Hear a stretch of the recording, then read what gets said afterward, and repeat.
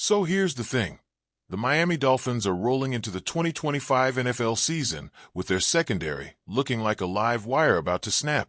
Both starting cornerback spots are wide open, and right now the names on the roster aren't exactly setting off fireworks. The team is leaning heavily on fresh faces and untested players.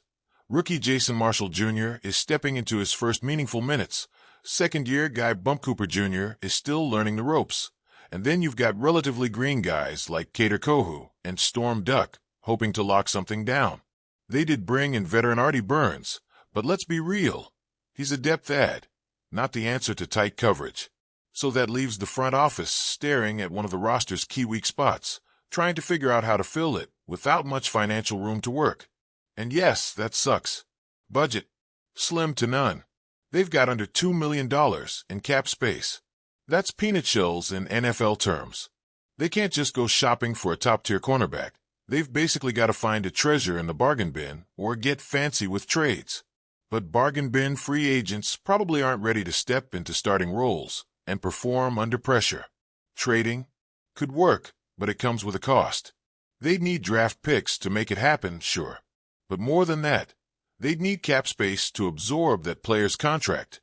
And as it stands, the Dolphins don't have that to spare. They already restructured Bradley Chubb's deal this offseason just to carve out a little wiggle room. But that's just a Band-Aid. To make a real play at corner, they'll need to get creative. There's one obvious lever: Tua Tagovailoa's contract.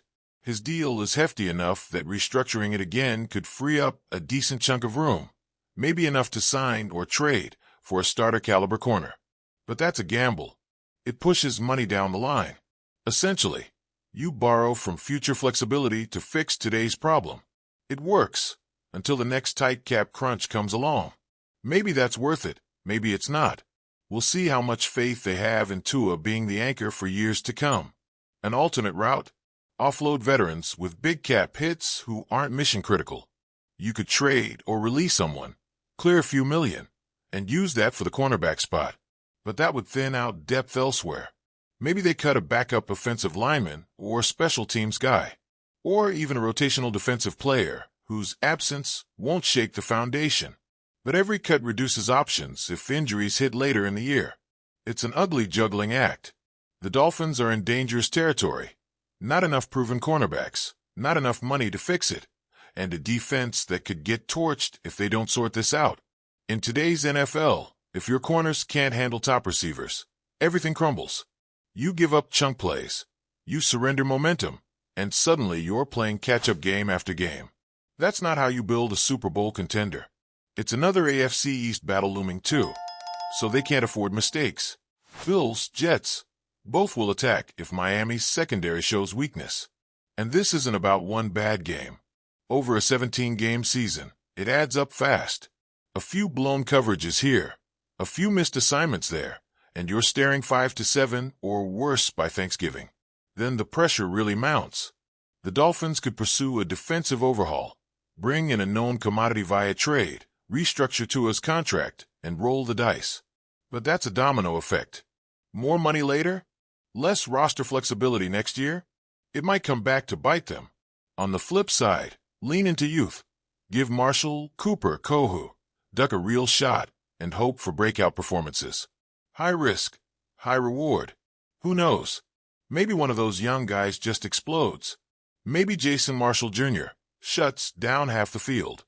Or Bump Cooper Jr. locks on a top receivers by week 8 like he's been doing it his whole life. That's the dream scenario. But is it likely? Hard to bet on without experience backing it up. So here's the deeper question. What does the front office believe? Do they trust their draft picks and young players enough to ride it out and cross fingers? Or are they going to move aggressively, even if it means sacrificing long-term flexibility, to secure a polished piece now? It feels like this entire season could hinge on that decision. Consider this.